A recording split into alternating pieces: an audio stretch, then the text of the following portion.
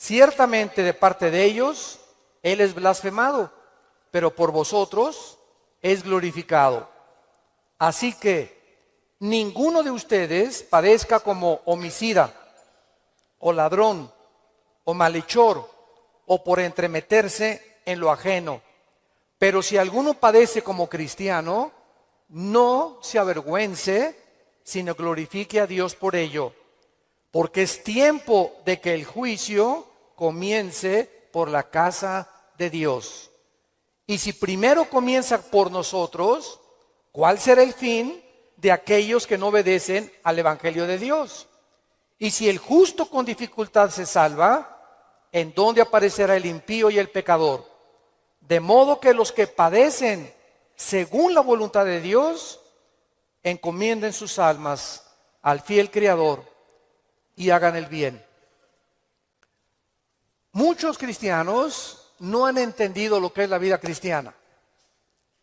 Y uno de los ejemplos que la Biblia usa, o una analogía para comparar qué es la iglesia, es el matrimonio. Y en el matrimonio, muchos de ustedes que también están recién casados, tenemos siempre ideas de las telenovelas y fueron felices el príncipe y su amante, o su amiga o su esposa, por los siglos de los siglos. Y viene la luna de miel y se acaba la luna de miel. Y comienzas a descubrir, ah caray, ¿con quién me casé? O ah caray, yo no sabía, chiquita, que tenías ese genio. Y yo no sabía que eras tan flojo. Ni sabía que dejabas tus calcetines que huelen a queso manchego cuando te levantas de la cama. Y comenzamos en el matrimonio a salir de la burbuja y del mundo ficticio y fantasioso en el que creíamos que era casarse. Y no sabemos que el matrimonio es algo por lo cual toda la vida se tiene que luchar. Nunca habrá un matrimonio perfecto, nunca habrá un hombre perfecto, nunca habrá una mujer perfecta. Por eso el matrimonio es para dos discípulos de Cristo. Un hombre y una mujer que siguen a Dios, es como un triángulo, y mientras más sigue el hombre a Dios, Dios está hasta arriba y la mujer también. Mientras más seguimos a Dios, más cerca estaremos el uno con el otro. Bueno, la iglesia es lo mismo. Hay cristianos que les han hablado, no, la iglesia cristiana es Disneylandia, Reino Aventura, todo peace and love. Nunca va a haber problemas, nunca va a haber fricciones. Y cuando entramos a alguna iglesia o en las iglesias a las que ustedes han asistido, van a encontrar, ¿verdad?, que la iglesia es una mezcla de cizaña con trigo.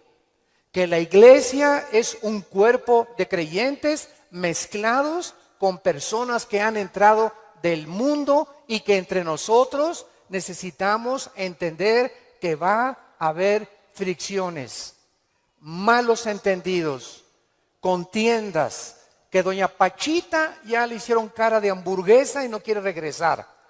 Que porque en esa iglesia, muchos me dicen, es que en esta iglesia o en aquella iglesia a donde yo iba, no había amor. Y el problema está en eso, que entramos a la iglesia creyendo que todo es maravilloso y que estamos en un ejército. Somos soldados en un campo de batalla, en un mundo ocupado por el enemigo, donde nosotros vamos de paso. Todo lo que construyamos, todo lo que invertamos en este mundo, se va a quedar. Y cuando este mundo se ha destruido, lo único que va a sobrevivir son las almas. Son las almas. Y esta es la razón por la cual debemos vivir por las almas y poner como prioridad las almas que Jesucristo ganó en una cruz con su propia vida. Todos los cristianos vamos a experimentar pruebas. Vean ustedes aquí antes de Pedro se encuentra Santiago en el capítulo 1. Santiago era hermano de Jesucristo, fue uno de los hermanos de Jesucristo, Santiago. Y él está escribiéndoles a los cristianos que comenzaron a ser perseguidos por el Imperio Romano. Y vean ustedes el consejo que Santiago comienza a delinear. Santiago 1, versículos 2 y 3. Hermanos míos, tengan por sumo gozo cuando se hallen en diversas pruebas, sabiendo que la prueba de vuestra fe produce paciencia. Sabemos entonces que todos nosotros vamos a ser examinados por Dios. Las pruebas, que son muchas, hay familiares pruebas en tu iglesia, en tu trabajo, con tus amistades, como matrimonio, con tus finanzas. Dios prueba el corazón. Y dice Santiago, no se sorprendan, no se maravillen de que de repente hay muchas pruebas. Y en lugar de que la oposición y las pruebas puedan menguar nuestro ánimo, dice Santiago, ¿verdad? Está probándose nuestra paciencia y nuestra fe. Vean ahora aquí, le damos vuelta a Primera de Pedro, otra vez, capítulo 1. Y dice el versículo 6 y 7, en lo cual vosotros se alegran ahora, aunque un poco de tiempo, si es necesario, tengan que ser afligidos en diversas pruebas, para que sometida a prueba vuestra fe, mucho más preciosa que el oro, o sea, ¿por qué tiene que probar Dios nuestra fe? Porque es lo más valioso que Dios nos ha regalado. Lo más grande que tenemos es la fe. Y si queremos agradar a Dios, lo tenemos que agradar a través de la fe. Porque sin fe es imposible agradar a Dios. Por lo cual tenemos que entender por qué vienen pruebas, por qué me robaron mi coche, por qué tuve este problema con mi esposa, por qué este problema con mis hijos, por qué este problema en la iglesia, por qué este problema en el trabajo, por qué está el mundo ahorita como una olla hirviendo, donde las naciones están a un punto de una conflagración internacional. Aunque sabemos bíblicamente que si explota una guerra en Europa o en el Medio Oriente, no es todavía la tercera guerra mundial. En estos últimos meses, todas las invitaciones que he recibido han sido en radio, en televisión, con iglesias, con alianzas de pastores, para explicarles que esta guerra no es la tercera guerra mundial, que la Biblia nos habla claramente que falta mucho para la tercera guerra mundial y que este es lo que va a pavimentar el camino para el surgimiento del anticristo en el Medio Oriente. Entonces, estas pruebas, dice la Biblia, son importantes porque nuestra fe es la que tiene que ser probada. Ya sea en el trabajo, en la escuela, en el vecindario, etcétera, etcétera, estamos rodeados de personas que no les caes bien porque eres cristiano.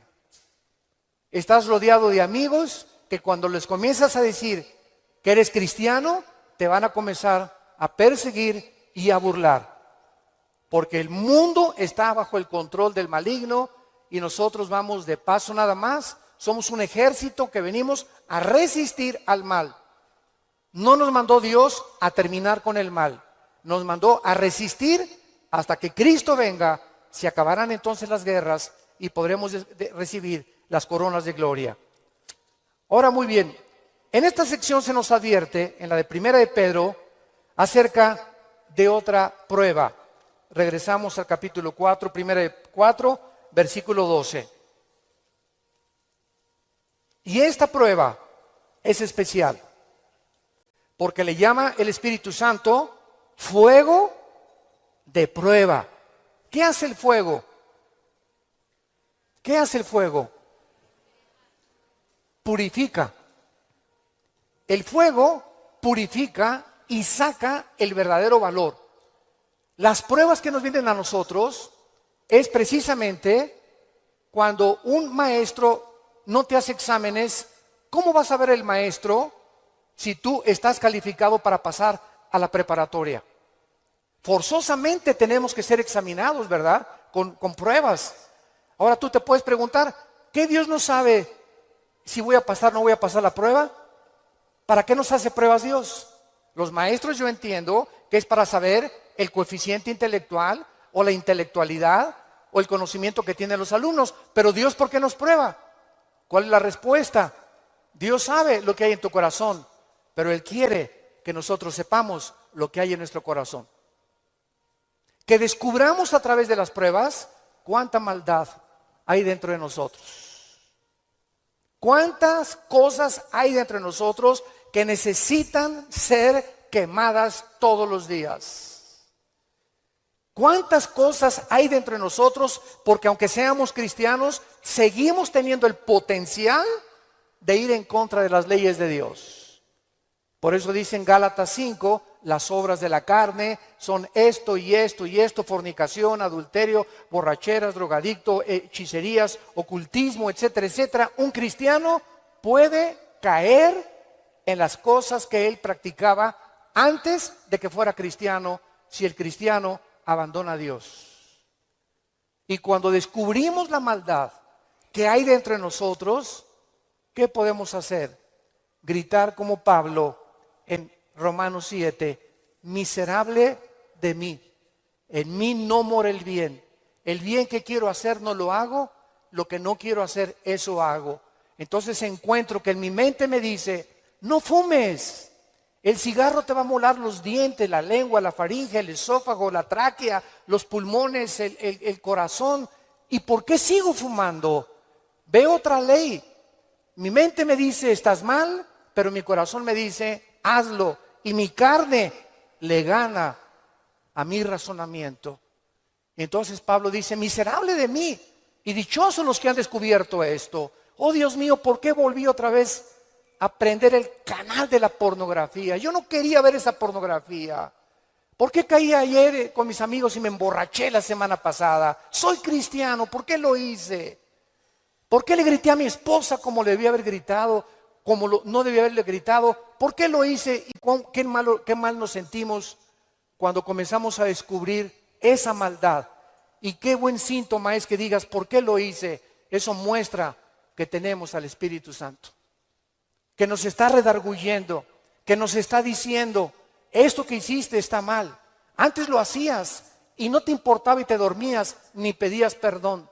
Pero ahora cuando pecamos nos damos cuenta, nos entristecemos, nos llenamos de una ansiedad tremenda en el corazón porque no tenemos paz. Es la paz que nos quita Dios hasta que vengamos a la cruz y le pidamos perdón y la sangre de Cristo nos limpia de todo pecado. Pero esta es la razón por la cual las pruebas Dios nos las manda, para que vayamos evaluándonos honesta, íntegra y sinceramente en qué nivel nos encontramos de espiritualidad. Vayamos a Santiago capítulo 1 otra vez con este versículo y vamos a ver algunas verdades prácticas antes de desarrollar el pasaje que acabamos de leer. Veamos algunas verdades prácticas de las pruebas. En primer lugar, las pruebas son algo común en la vida cristiana. Dice Santiago, cuando os halléis en diversas pruebas. En segundo lugar, estas pruebas, van a venir en diferentes categorías. De repente, estás tranquilo, eres deportista, tomas vitaminas, estás perfectamente sano y te vas a hacer unos exámenes de sangre y las radiografías y la biometría hemática de sangre te dice el médico, tiene usted cáncer o tiene usted diabetes o padece usted un problema, ¿verdad?, renal, etcétera, etcétera. En el momento que oímos esa noticia, toda nuestra vida cambia. En ese momento dices, ¿qué me está pasando? ¿Cómo me pudo suceder esto a mí? Fue una prueba de fuego. O de repente tu hijo cayó y chocó, o tu hija se mató, o tu esposo se murió, o se cayó tu casa, o se incendió tu coche. Nunca sabemos qué va a suceder el día de mañana. Entonces tenemos que estar preparados para entender que estamos en un mundo donde somos vulnerables y donde cualquier cosa puede suceder y Dios lo va a permitir con un propósito siempre, siempre santo que va a resultar para un bien. Cuando oigas ese accidente, de esa enfermedad y de ese problema, no lo entendemos. ¿Qué está pasando en la iglesia? ¿O qué pasó en mi casa? ¿O qué pasó con el gobierno? ¿O un golpe de estado? No entendemos cuando explota una bomba. Hay mucho humo y no se puede entender qué es lo que está pasando. ¿Qué verdad? No hay verdad. ¿Será mentira? ¿Será melón? ¿Será sandía? Y no es hasta que el humo se va, pasa una semana o 2 semanas, cuando comienzas a ver y a entender. Si tú en esa prueba, escúchame muy bien, durante esa prueba que estás atravesando, no te sueltas, pase lo que pase en tu vida. Si tú no te sueltas de Cristo, no te imaginas cómo Dios te va a bendecir, te va a fortalecer y vas a madurar espiritualmente como no te imaginas. ¿Qué se probó cuando te dijeron que estabas enfermo? ¿Qué se probó cuando oíste que te robaron tu coche? ¿Qué se está probando cuando perdiste el trabajo? Se está probando nuestra fe. ¿Cuánto confiamos en Dios? Cuando se va tu esposa o te abandona su esposo, ¿qué vas a hacer? ¿Te vas a recurrir a las drogas? ¿Te vas a emborrachar? ¿Vas a renegar contra Dios? ¿Para eso soy cristiano? ¿Me quitaron mi trabajo? ¿Por qué si yo diezmo regularmente me quitan mi coche? Dios, yo no lo entiendo. ¿Y por qué me corren de mi trabajo si sabes que tengo que mantener a mi familia? Dios está buscando que nosotros veamos nuestra reacción, porque nuestra reacción determina el nivel espiritual que tenemos de fe. Y es precisamente en esas pruebas, en esas reacciones, donde Dios sabe cómo vas a reaccionar. Vamos rápidamente a Génesis capítulo 22. En el Antiguo Testamento, y veamos la prueba de fuego que pasó a Abraham.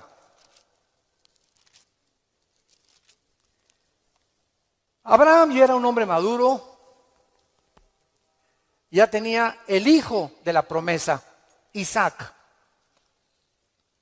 Y Abraham se le llama en Romanos capítulo 4 el padre de la fe. Por algo será, ¿verdad?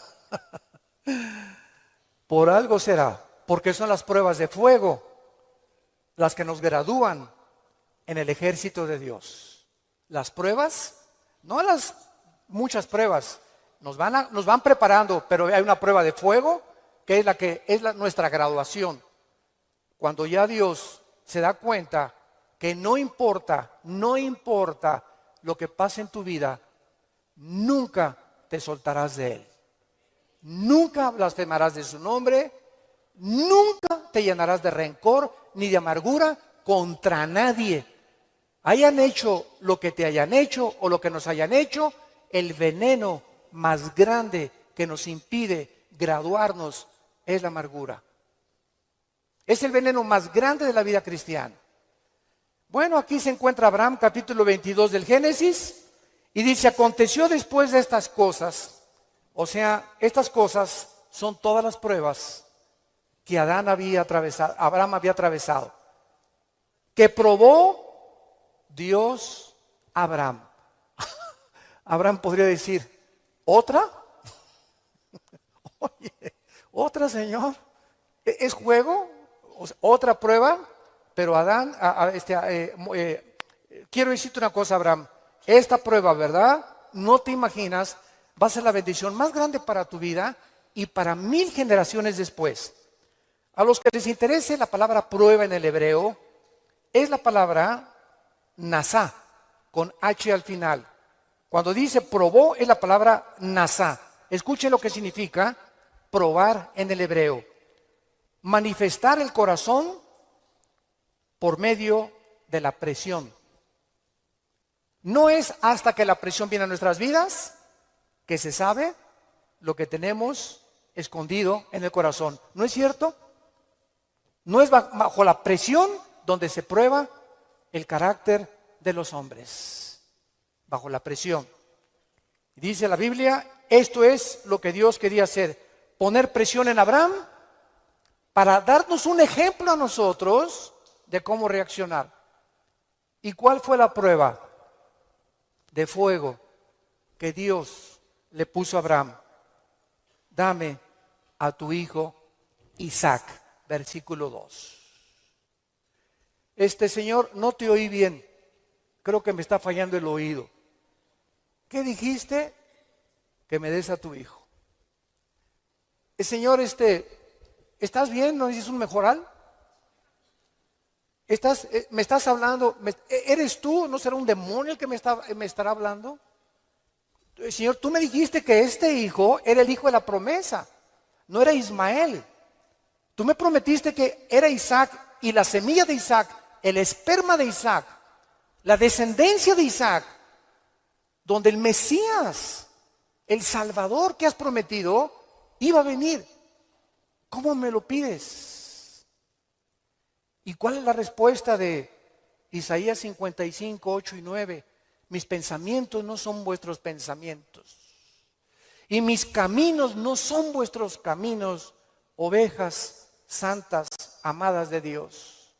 Así como los cielos son más altos que la tierra y mis pensamientos más altos que ustedes, así es como yo tengo que pensar para que ustedes comiencen a entender que yo no pienso como ustedes y que la fe es mantenerte de pie y seguir creyendo aunque no haya explicación inmediata. Señor, no entiendo qué pasó con mi casa, no entiendo por qué perdí el trabajo, no entiendo lo que está pasando, no entiendo esto, no entiendo aquello, pero como dijo Job, aunque tú me matares, seguiré confiando en ti. Y seguiré esperando y sabiendo que cuando se disipe el humo y entienda tus caminos, tienes algo mejor para mi vida. Esa es la fe. ¿Y qué hizo Abraham? No abrió la boca, no discutió. No vemos aquí que se puso al brinco con Dios. Abraham, Isaac, ven hijo mío. Muchachos, los siervos de Abraham, traigan la leña.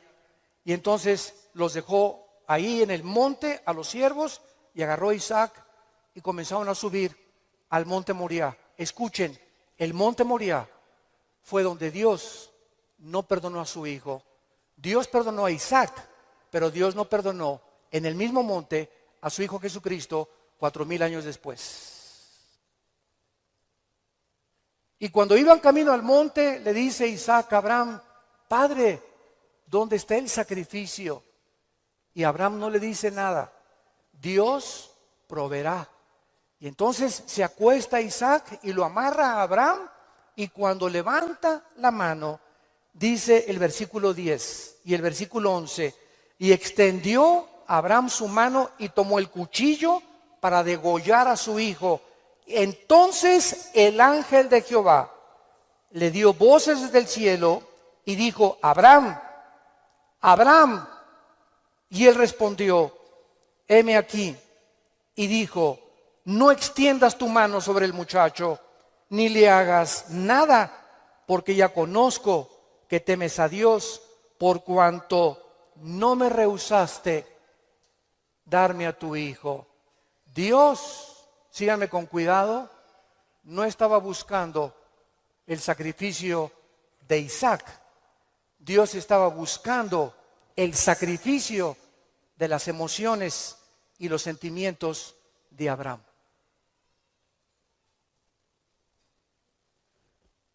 Abraham tenía que pasar la prueba de morir a sus emociones y a sus sentimientos y amar a Dios con todas sus fuerzas y con todo su corazón, escúchenme, más que a su hijo.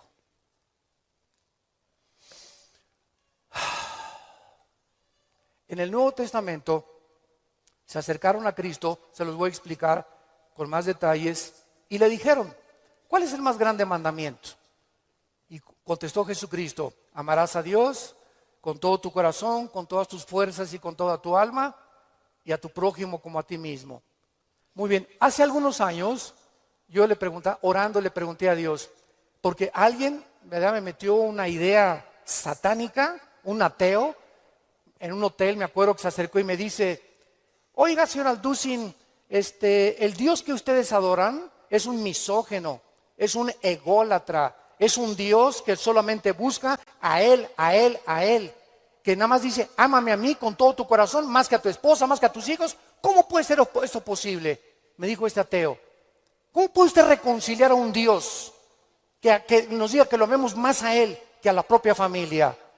Y entonces me fui muy confundido. Me comenzó a dar vuelta, porque en ese momento me quedé así, ¿verdad? Le dije, ¿sabe una cosa? Voy a orar y le prometo que voy a buscar una respuesta de Dios. Nadie me había hecho nunca ese ataque a mi fe. Entonces pasó como unas 2 semanas, me puse a orar, ayuné como 2 días buscando esta respuesta y fue tan clara de parte de Dios. Y el Señor me mostró en la Biblia lo siguiente.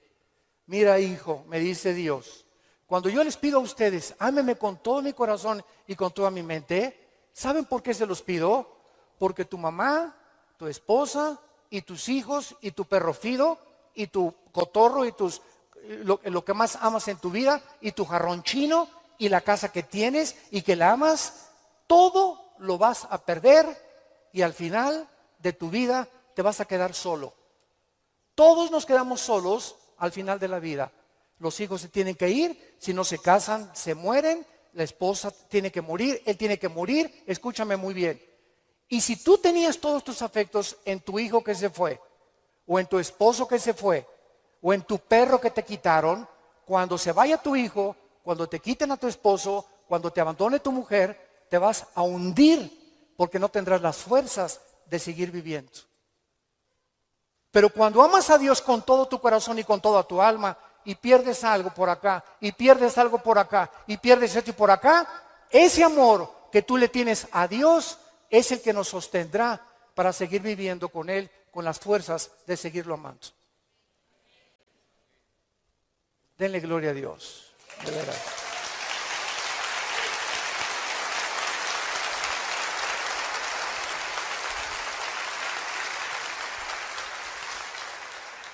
La fe es creer aunque no entendamos. Si Dios lo dijo, tiene una razón. Detrás de cada mandamiento de Dios se encuentra la sabiduría de Dios. Cuando Dios le dice a los jóvenes, no forniquen ni tengan relaciones sexuales antes de casarse, gritan los jóvenes y protestan los jóvenes. ¿Nos quieres quitar la felicidad? ¿Qué tiene? ¿Así nos vamos a conocer mejor antes de casarnos? Pero detrás de esa prohibición que Dios tiene es el inmenso amor que Él nos dio desde la cruz. Por amor te lo digo, jovencita, te dice Dios, por amor que te tengo, joven que me escuchas. Tú no te imaginas las consecuencias de la fornicación. Vas a los 18, 19 años a ver crecer tu pancita, te vas a tener que salir de la escuela, él va a resultar con que no te quiere. Es increíble que por no haber puesto ustedes freno en sus relaciones meses antes, hayan ustedes acabado en un pecado que se llama la fornicación. Dios es sabio y nos dice a los casados, no cometerás adulterio. Dice Salomón en Proverbios 6, versículo 32, el que comete adulterio es falto de entendimiento, corrompe su alma el que tal hace. El que comete adulterio echa a perder su matrimonio, sus hijos, los celos, la infidelidad, que tarda años en poder levantarse. ¿Y todo por qué? Por tu ego, por tu orgullo, por tu vanidad de querer irte con una muchacha más joven o con otro hombre sin tomar en cuenta a tu propia familia. Es el ego siempre el enemigo de nuestro Dios. Dios sabe por qué nos da las provisiones que nos da, porque nos ama y quiere lo mejor para nuestra vida. Y finalmente aquí en estas verdades prácticas en Santiago encontramos también, ¿verdad?, que las pruebas prueban la fe que tenemos y la fe nos muestra cuánto confiamos en Dios. Dice en el Salmo capítulo 11, versículo 1 y 2. En Jehová he confiado. ¿Cómo decís a mi alma que escape al monte cual ave? Porque aquí los malos tienden el arco, disponen sus saetas sobre la cuerda para asaetear en oculto a los rectos de corazón. Si hubo un hombre perseguido calumniado, vituperado, despreciado entre los héroes de Dios, fue el rey David. A los 17, 18 años, lo ungen, Samuel, tú vas a ser rey de Israel. Ah, dice David, qué suave. Bueno, pasaron casi 12 años, vean esto. Desde que lo ungen con sus hermanos, pasaron 12 años, hasta los 30 años de edad. 12 años de pruebas. El hombre que Dios había escogido para sentarlo en el trono de Israel, tenía que ser probado.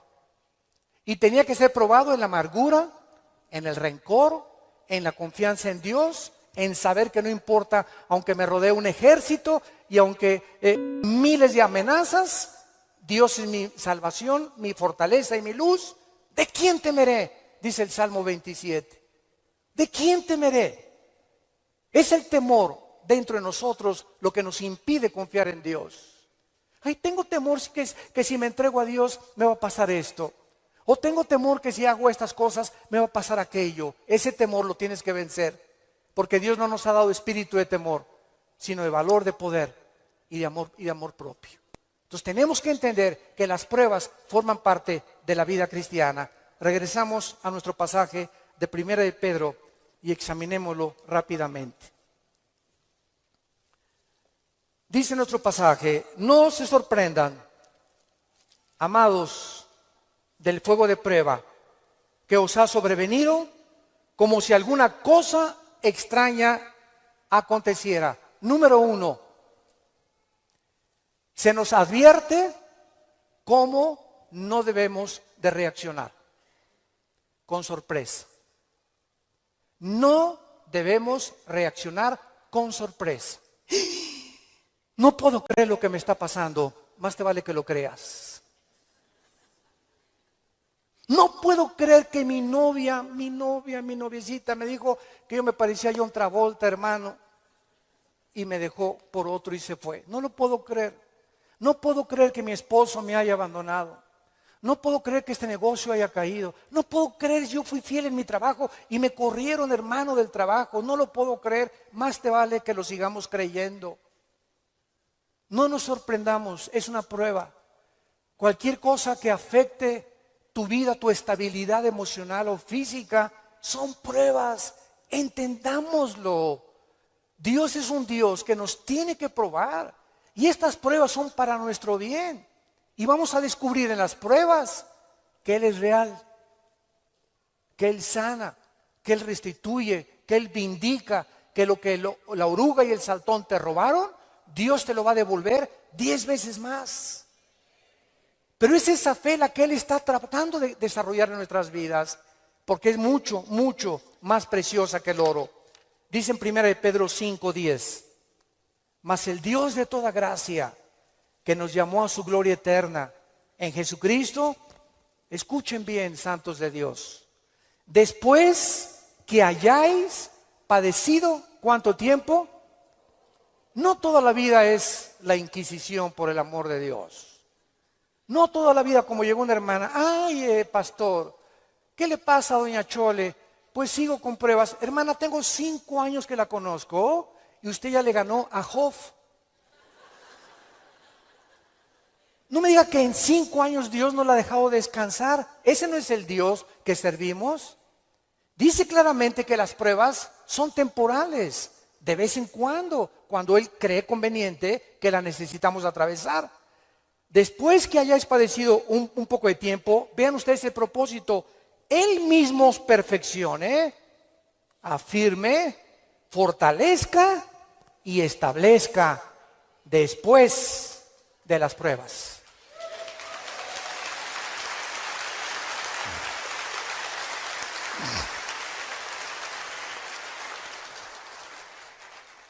Ahora, veamos lo que tenemos que hacer.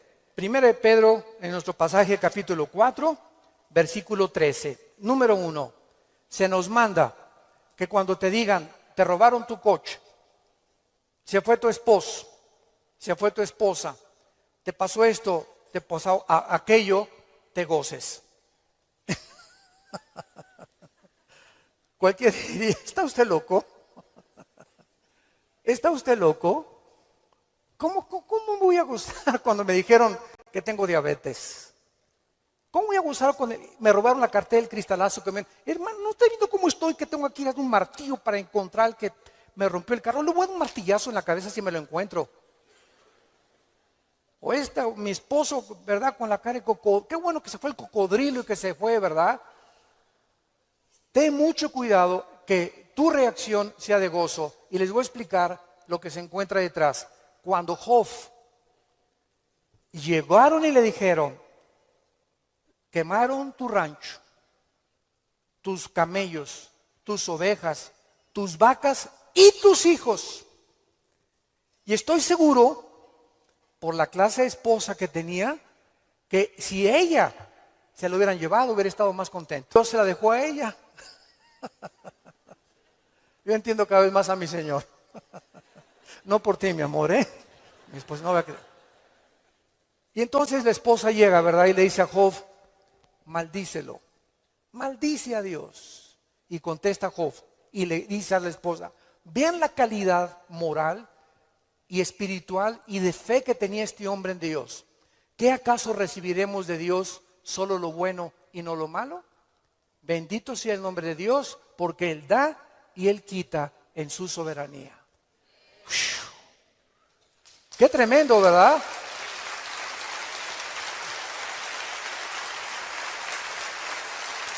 Qué tremendo.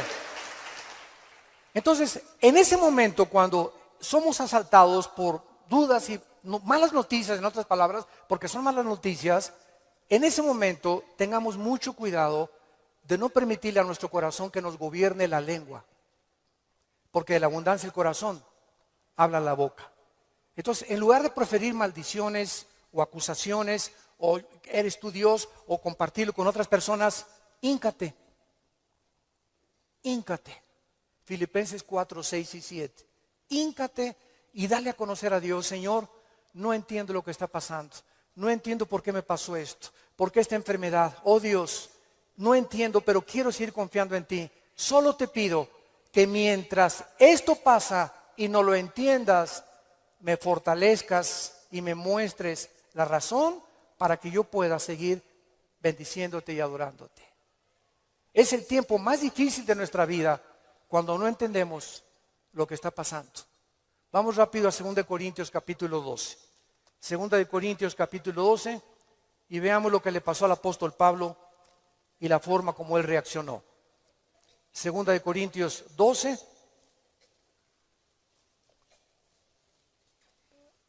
Pablo fue uno de los pocos hombres, junto con Enoc y Elías y el apóstol Juan, que subieron al cielo. En el Nuevo Testamento, Pablo y Juan fueron los dos únicos apóstoles que subieron al cielo sin morir. Fueron sacados de su cuerpo espiritualmente. Y Pablo lo llevó Dios al tercer cielo, donde habita Dios. Y cuando Pablo regresó a la tierra, su espíritu salió de su cuerpo y su espíritu volvió a entrar a su cuerpo. Pablo dice que lo que él oyó allá en el cielo y lo que él vio, no había palabras humanas para poder describirlo. Y como fue una experiencia tan impresionante, pero tan grande, que cabía la posibilidad, dada la naturaleza humana pecaminosa que aún tenemos, Dios tuvo que darle una prueba a Pablo y ponerle un aguijón en su cuerpo físico, alguna enfermedad. Y esta enfermedad no sabemos qué es. Algunos han especulado que era algún problema oftalmológico, porque dicen Gálatas, mira con cuán grandes letras les escribo. Bueno, no sabemos, ¿no? Entonces Pablo tenía algo en su cuerpo que lo atormentaba y se hincó delante de Dios y le dijo: Señor, quítame este aguijón. No, Pablo. Señor, te ruego, quítamelo. No, Pablo. Señor, te lo imploro como de corazón. Si quieres me voy a la villa y de vuelta de rodillas. Hago lo que tú quieras, quítame este aguijón. Y Dios le contesta y le dice en el versículo 9: Y el Señor me ha dicho, bástate mi gracia. ¿Por qué? Porque mi poder, y lo traduzco en el original griego, está en presente continuo. Mi poder se está perfeccionando a través de esta dolencia física que he permitido que tú tengas. Mi poder se está perfeccionando mientras tú estás sufriendo esta enfermedad en la que estás atravesando. Y entonces Pablo, cuando entiende detrás de lo que no entendía, por qué Dios permite eso en su vida, contesta Pablo y dice, por tanto, de buena gana me gloriaré más en mis debilidades para que repose sobre mí el poder de Cristo. Muchos de ustedes lo conocen. Bueno, su esposa es mexicana, de Chihuahua. Y estuvimos ahí como una hora mi esposa y yo y nuestros 3 hijos compartiendo con ellos en una iglesia de Dallas, y nos querían conocer también a nosotros, bueno, que también conocían nuestro ministerio, etcétera, etcétera. Y cuando yo me acerqué a abrazarlo, a este muchacho, ¿de dónde lo agarro? Nunca había tenido esa impresión, me quedé como paralizado, ¿qué hago, no? Y él me hacía así, bueno, pues entonces como un costal, ¿verdad? Lo agarré y lo hice así, y me dice, levántame, y le comencé a hacer así. Y entonces le pregunté y le dije, sinceramente, platicando con él, ¿por qué nos dijiste que quién era feliz? Y entonces en la reunión que él tuvo, le preguntó a la gente, ¿quién de ustedes es feliz? Y muchos que estaban, yo sí o no. Y me dice, yo les quiero contestar algo. Dios permitió que naciera sin brazos y sin piernas para que yo fuera un testimonio que la felicidad no se encuentra en estar completo, sino en tener el poder de Dios viviendo en tu vida.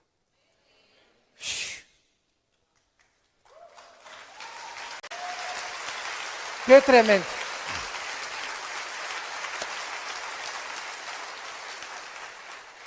Mi esposa y yo nos bañamos de lágrimas. Tenemos piernas, tenemos brazos, tenemos casa, con flex, un carro, lo que sea, nuestros hijos, y estamos descontentos. Teniendo contentamiento, teniendo sustento y abrigo, estamos contentos porque estamos vivos. Nosotros estamos completos y él era más feliz que la mitad de los que fueron a escucharlo. Él riéndose, y era una felicidad, ¿no es cierto, Marta? Un gozo sincero. Él no estaba fingiendo, él estaba lleno del poder de Dios. Y transmitía en sus ojos esa paz, ese contentamiento, esa aceptación. Él dijo que a los 12 años se quiso suicidar porque todavía no había aceptado a Cristo. Y se metió y dice, ¿cómo me suicido? ¿Con qué?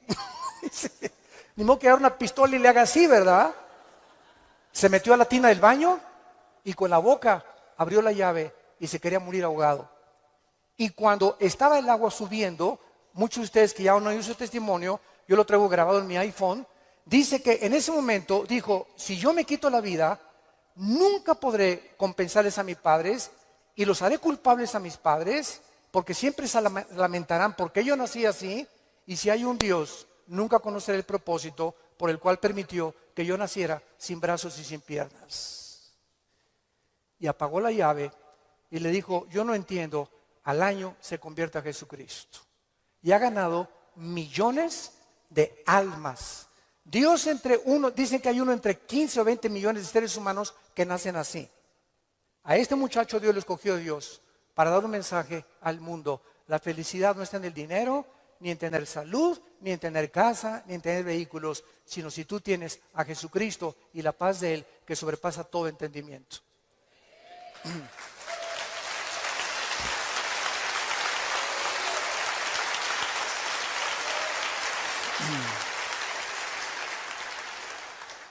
Y finalmente regresamos a nuestro pasaje de 1 de Pedro capítulo 4, dice así, gócense, versículo 13, por cuanto son participantes de los padecimientos de Cristo, para que también en la revelación de su gloria se gocen con grande alegría. En penúltimo lugar, las pruebas nos están haciendo parecernos más a Jesús. Porque es precisamente en las decepciones, en las desilusiones, en las traiciones, en la persecución, en el abandono de tu esposa, en la muerte, etcétera, etcétera, en todas estas cosas que forman parte de la vida, donde comenzamos a entender que no nos sorprendamos, estamos en un mundo muy feo, donde el pecado abunda. Este grupo de ISIS en el Medio Oriente ya no son seres humanos, son zombies, son monstruos, seres humanos deshumanizados completamente, sin ningún sentimiento, sin ninguna emoción, sin ningún corazón, ninguna conciencia. A los niños ahora los enseñan a ellos que a las víctimas les corten la cabeza y jueguen fútbol con las cabezas para desensibilizarlos y deshumanizarlos a los 8 años de edad. ¿Sorprende? No nos sorprende, porque la Biblia dice, 2 Timoteo 3, vendrán tiempos feroces, peligrosos, hombres amadores de sí mismos, donde no les importará absolutamente nada más que su ego y su propia vanidad, y el imperio y el espíritu de control. Todo espíritu que quiera controlar y dominar a los demás es un espíritu de brujería. ¿Se acuerdan a Cristo antes de morir? Que llegan los hijos de Zebedeo con la mamá. Oye, cuando vengas, quiero que mi hijo Pancho y Pancholín se sienten junto a ti. A este nómbralo ministro de Hacienda y procurador de la República. Y entonces Cristo, viendo que sus discípulos estaban a punto de morir crucificados, estaban buscando posiciones de liderazgo y de control y de autoridad. Y les dije, Cristo, eso los reyes de la tierra, los gobernantes buscan estas cosas, dominar y controlar a los demás. Y esta es la razón de tantas dictaduras y tantos gobiernos estatistas y totalitarios, personas que quieren seguir gobernando y tener el control de las gentes, pero en ustedes no debe ser así. Y Cristo nos da el secreto: el que quiera ser grande de todos nosotros, lávele los pies a los demás. Sea siervo de los demás. No busques grandezas para ti, busca servir. Porque el más grande entre nosotros siempre será el que siga las pisadas de su maestro. Gracias por tu palabra, Señor, en esta mañana. Gracias, Señor, porque si somos vituperados en el nombre de Cristo, somos bienaventurados. Oh ladrón, o que las pruebas que tengamos sean por nuestros pecados. Pero si padecemos como cristianos, no nos avergoncemos. Glorifiquemos a Dios por ello. Encomendemos toda nuestra causa a Dios, porque Él es soberano. Nunca nos dejará y nunca nos desamparará. Bendecimos, Padre, a todos nuestros enemigos. Bendecimos a los que nos calumnian y contienden contra nosotros. Te damos las gracias por estas pruebas, porque está probando lo que hay en nuestro corazón. Si no perdonamos 70 veces 7, no hemos crecido en la gracia y el conocimiento de Jesucristo.